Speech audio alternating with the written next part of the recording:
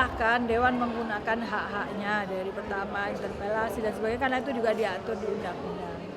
Dan saya juga menyampaikan pada masyarakat tidak perlu bereaksi berlebihan karena semua itu ada mekanismenya. Dan bagi saya, apa yang dituduhkan Dewan itu semuanya sudah diklarifikasi dan sudah mendapatkan mediasi di Kemendagri. Sebelumnya sudah juga melalui Provinsi Jawa Timur.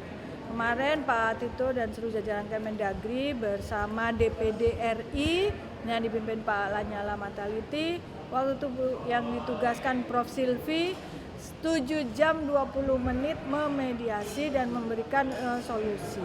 Kami juga diberikan kesempatan paparan untuk klarifikasi dan semua itu sudah clear. APBD Jember sah menggunakan perkada. Masalah KSOTK juga sudah clear, di awal 2020 juga sudah di-SK-kan. Masalah-masalah yang dibahas itu semuanya sudah mencapai kesepakatan, bahkan ada di dalam berita acara yang ditandatangani semua pihak tanpa paksaan.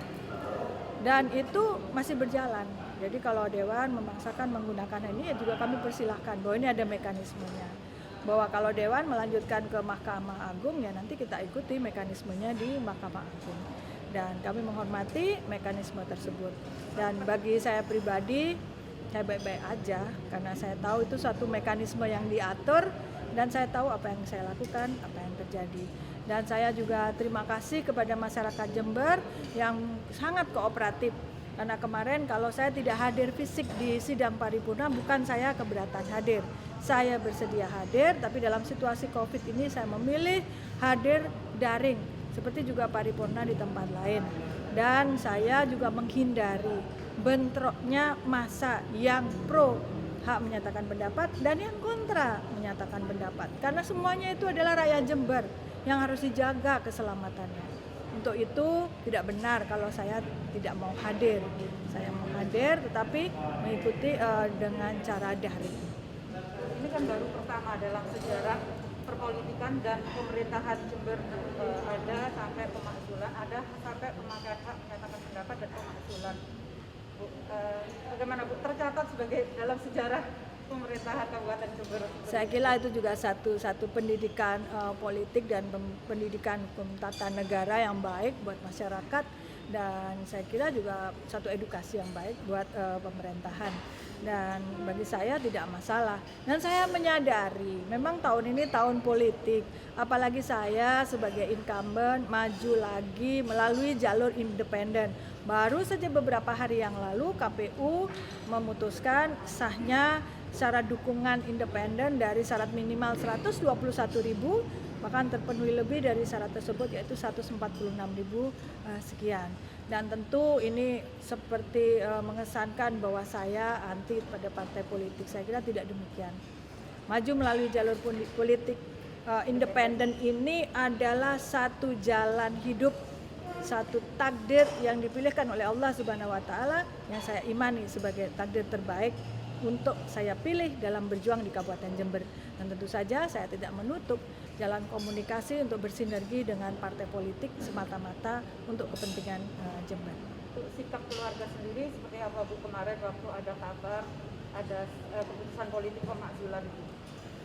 Kalau keluarga saya sudah sangat adaptasi dengan posisi saya di ranah politik.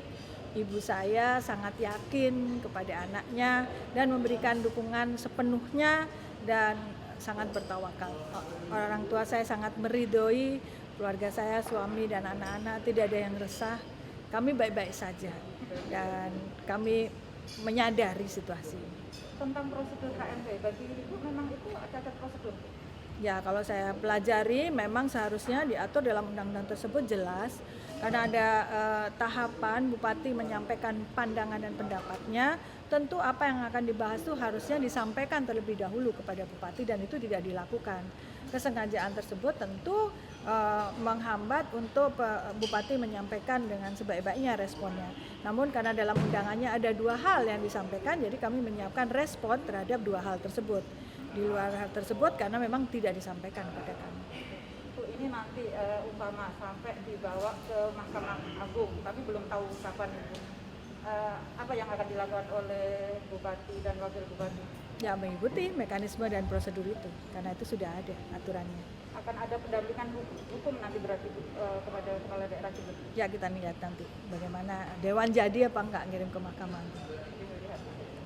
Untuk saat ini pemerintahan tetap berjalan seperti biasanya gitu karena memang belum ada surat keputusan dari pemerintah. Ya berjalan seperti biasanya lah, nggak semudah itu mau menurunkan seorang bupati, karena kami ini dapat amanat dari rakyat dan kami menjalankan tugasan. Hari-hari ini saya lebih fokus kepada urusan penanganan COVID sebagai tanggung jawab utama saya sebagai Ketua Satgas.